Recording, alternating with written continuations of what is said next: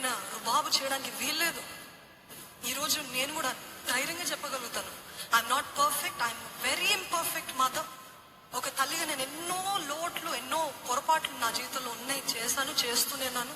I'm not perfect. కానీ వారు పెద్దగా అయ్యి ఒకవేళ వారు గొప్పవారు అయితే నేను తప్పక చెప్తాను. ఎందుకంటే నేను ఏ మాత్రము వారిని కొట్టడానికి, తిట్టడానికి, తప్పు చేస్తే అహంకారులు కొంటే, అహంకారం చూపించారంటే అస్సలు ఒప్పుకోను. నేను చాలా సాఫ్ట్ అనుకుంటారు ఇక్కడ ఉన్న చాలా మంది, ఎంత సాఫ్ట్ అక్క, అసలు ఒక్క మాట మాట్లాడదు.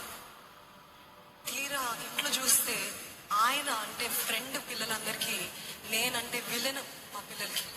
నేను అట్లే ఉంటా. ఎందుకంటే నేను చాలా కఠినంగా ఉంటా.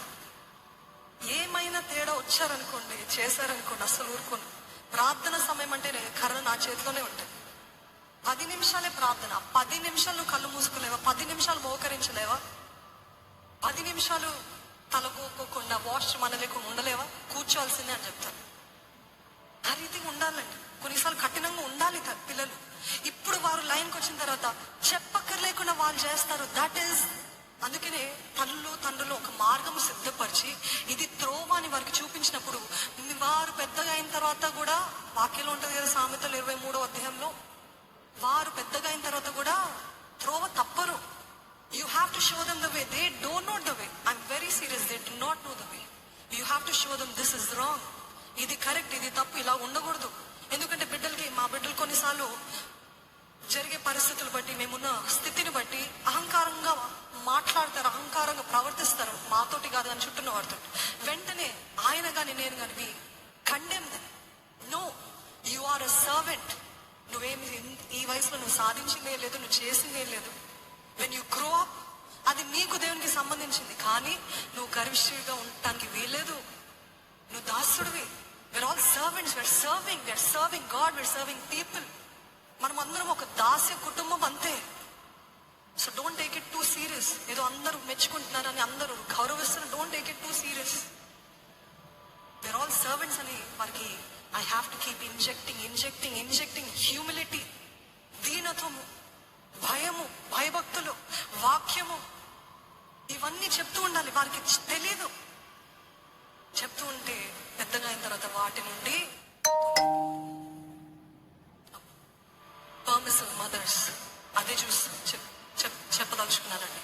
Don't repeat the mistakes that your parents, మీ తల్లిదండ్రులు, మీ ముత్తాతలు, మీ నానమ్మలో చేసిన తప్పులు మీరు చేయకండి.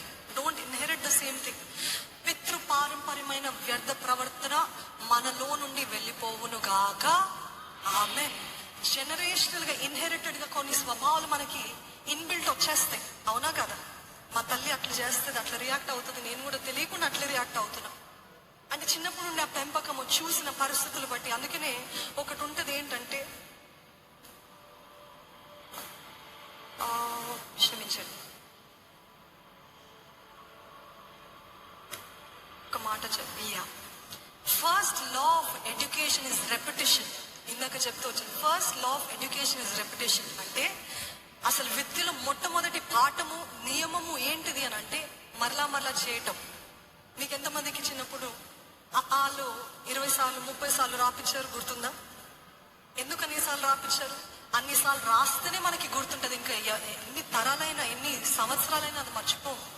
The first law of education is repeating the same thing. ప్రతి తల్లిదండ్రి పిల్లలకి అర్థం కాదు, ఒక్కసారి చెప్తే అస్సలు అర్థం కాదు. నా బిడ్డలతోటి నేను ప్రతిరోజు మాట్లాడే కామన్ డైలాగ్, ఎన్నిసార్లు చెప్పాలి నీకు? ఎందుకంటే ఎన్నిసార్లు చెప్పిన వారికి అర్థం కాదు. కానీ repeat and then it will be engraved. నేను తను అన్నది, నాకు వాంతికి వచ్చేలాగుంది, నేను పడుకుంటే నేను లేసి కొంతసేపు నడుస్తాను. తనకు అలవాటు. మనం if she feels nauseous she keeps walking around. అట్లా నడుస్తా ఉంది, నేను ప్రిపేర్ అవుతా ఉన్నాను. నడుస్తా ఉంది, దాని తర్వాత ఏదో మాట్లాడుతూ ఉంది. మాట్లాడుతుంటే what are you talking, whom are you talking, ఎవరితో మాట్లాడుతున్నావు తల్లి అంటే, తను అంటుంది ఐఎమ్ ప్రేయింగ్ మమ్మా అన్నది. నేను ప్రార్థన చేస్తున్నాను. ఎక్కడ చూసింది? తన తల్లి చేయడము చూసింది. What she sees, especially daughters are influenced by the mothers and sons are influenced by their fathers. చూసింది, అట్లాగనే చేసింది. So the first law of education, పిల్లలకి ఏం తెలియదు కాబట్టి వారు ఏది చూస్తారో అదే చేస్తారు. అందుకనే సరిహద్దులు పెట్టాలి, కండిషన్స్ పెట్టాలి. ఇంతే చేయగలుగుతావు, ఇంతే ఉండగలుగుతావు అని నువ్వు చెప్పాలి, మీరు చెప్పాలి. ఆఖరికి ఒక మాట చెప్పి ముగించాలని ఆశపడుతున్నానండి.